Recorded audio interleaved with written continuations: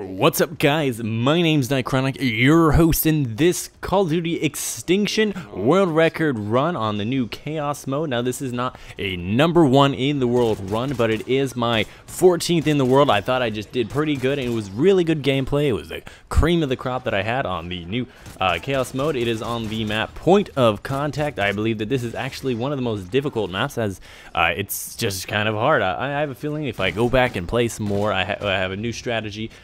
With the grenade launcher, I think I might do a lot better. Currently, I'm using the riot shield and the IMS. This is an interesting and pretty obvious strategy, just because the riot shield stays on your back and you can use it as protection from the aliens.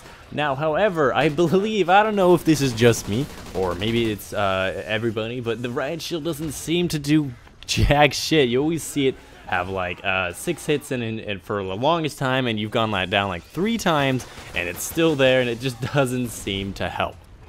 But since I've learned since then, and I am now using a grenade launcher and an IMS for the loadout. If you haven't seen my best loadout strategy for Chaos mode, go check that out. Basically, all it says is that the grenade launcher is just awesome. Use it all the time, every time. And just have an IMS or a quad rotor kind of in the background just for some combo and for some help killing. But as far as this one goes, I believe that this is actually the hardest map because of one specific thing, of the fire trap. Not only that, it's kind of hard to circle around the map. It's an awkward thing. But the fire trap I mentioned in that loadout video, and how to get high on Nightfall or something. That sounds really bad. How to get high on Nightfall, guys.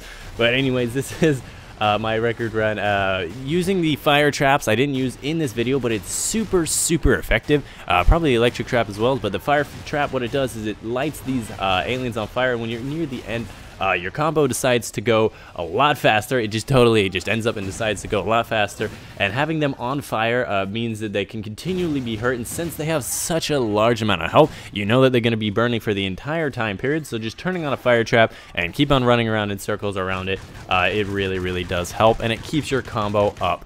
And that's why I use the fire trap. In this video, I didn't use the fire trap. I did get lucky a lot. You can see here I'm actually near the bulldog. The bulldog has to be by far the #1 strategy for defeating these rhinos. You just do so much damage with these things. And it's kind of ironic how I go actually down very early on for the first time, and I still end up getting my ultimate strategy.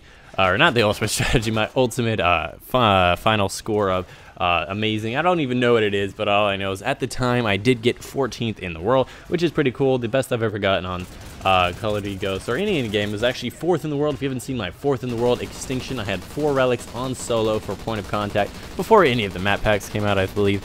On the Xbox One. It was just a pretty cool thing, and you know, 14 in the world is up there again, even if it is really close after the game had launched and the game mode has been around for a while. I just think it's a really cool thing, and I was freaking out. I'm going to be including the live commentary. I was recording my voice, but I really wasn't saying much. If you can hear like little bouts of me in the background, that's why you can hear it, because I was just kind of going like 15 or 20 times in a row trying to get a record to see if I can get onto the leaderboard. As far as the strategy that I have here, if you just look at the route that I'm just taking a big circle around the map. As I go around, I just pick up guns, I grab the eggs, and I just keep them all behind me. Going up here is not a good idea, just I wanted to get that frost, and getting like as many of these upgrades as possible is the best strategy possible, because that makes it so you can get more of them to spawn, and the more you have to spawn, the more likely chance you're able to get your upgrade to your loadout and get upgrades like your weapon class upgrade to be able to like tank it and get infinite ammo, all that stuff. And it's just it's a great strategy. You have to get all these things. The hardest part about this map, again, is that it doesn't have a lot of fire traps, and that a lot of the things actually can spawn way down at the other end of the map in that direction that I'm facing right now. They can just like that map all the way go down to the end, and that's just a bad place to be, just because getting the weapons and keeping aliens keeping after you is just a really hard time. So I'd like to say that this is the hardest map. Many people might believe that Mayday is the hardest map because of the cedars, but you have to take in mind that that map is actually pretty rectilinear, if you know what I mean. Like, it's just big square. You have wall on one of your sides at all times, so they only come from one area, and the catwalks also create another wall, so they can only jump up at certain areas. Whereas here they have free range of motions on everything. And whereas on the Mayday map, they can pretty much only jump up into one spot. You have a nice catwalk. You can also get trapped, but if you are keeping a nice tight circle, a nice long circle around the map, and you're not straying to do any stupid fun, just grabbing weapons around the way, you really shouldn't have that much problems keeping in front of them. And another thing, there's no scorpions on the map. There are cedars, but the cedars do replace the scorpions, so that's pretty good there. You can see I almost just lost the combo there. Just like to mention that I do go pretty horde in boss mode, and I pretty much use my lives at every 100 combo, and that's a pretty good thing. That means you're consistent. You aren't just falling apart at one part, and that's just something I'd like to mention and notice. But something else that I figured out, I realized after this this run, I guess, is that I figured the best strategy for Chaos Mode is you have to actually pay attention to the math and the how the point system is scored. If you pick up an egg or you kill an alien, you actually only get like 10 or 15 points from it in that like second thing. You get a combo, which is on the left number, but on the right number, there's another number. This is what every single time you increase your combo, you get the combo times that amount, and then it goes to your score in the top right. And that's how the exponential growth happens. So keeping both of these numbers as high as possible is actually the important part. Now, the important part, what I was just saying, is that you actually get 50 points for every gun you pick up. So yes, picking up guns is extremely important. You can have like a lot less combo than somebody, but have a lot more score if you're picking up weapons all around the map. Now, albeit you do get higher combo by getting killed, but when you're starting getting these higher waves at 200, 300 combo on solo, you start to realize that a Seeker is pretty hard to kill, and that's not something you should rely on.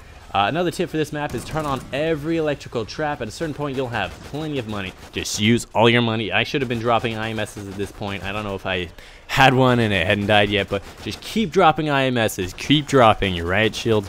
If you have a grenade launcher, keep on grabbing that grenade launcher and just keep firing it. It's the best thing ever.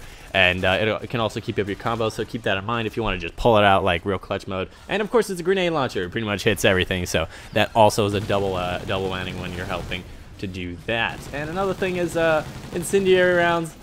I believe that had a big hand in why this was a good gameplay and why I was able to keep along. And again, shotguns are super duper amazing against rhinos, but I do recommend the bulldog. I don't know, I just feel like it does a lot more damage and the reload's a little bit better. But anyways, guys, I'm coming to the end of this video. You can tell by the end of the video, I'm going to be leaving the live carm section of this for you guys to listen to. I kind of freaked out, and I think it's kind of funny, and I thought I'd let you guys know. But this general strategy is pretty good. But you know, you do go down after a while. When you start to have to realize that going down is your problem, then you're actually doing pretty good, because the combo is honestly the hardest part about this. And you can see here, I'm just like freaking out because I'm sitting right next to this thing and worried about the combo, and really everything just goes to shit. And anyways, I'm gonna leave you guys to the live comm, and I'll see you guys next time. No, fuck, finally. No, damn, that was a good combo though. Damn. Oh, look at that, 500,000, 500,000. You know what that means? Oh shit, 500,000. You want to know what that means? That means I'm in like the top 20, maybe even top 10 in the world. Let's check that leaderboard out. Leaderboard, Chaos Mode, point of contact, solo, number 14 in the world. Holla!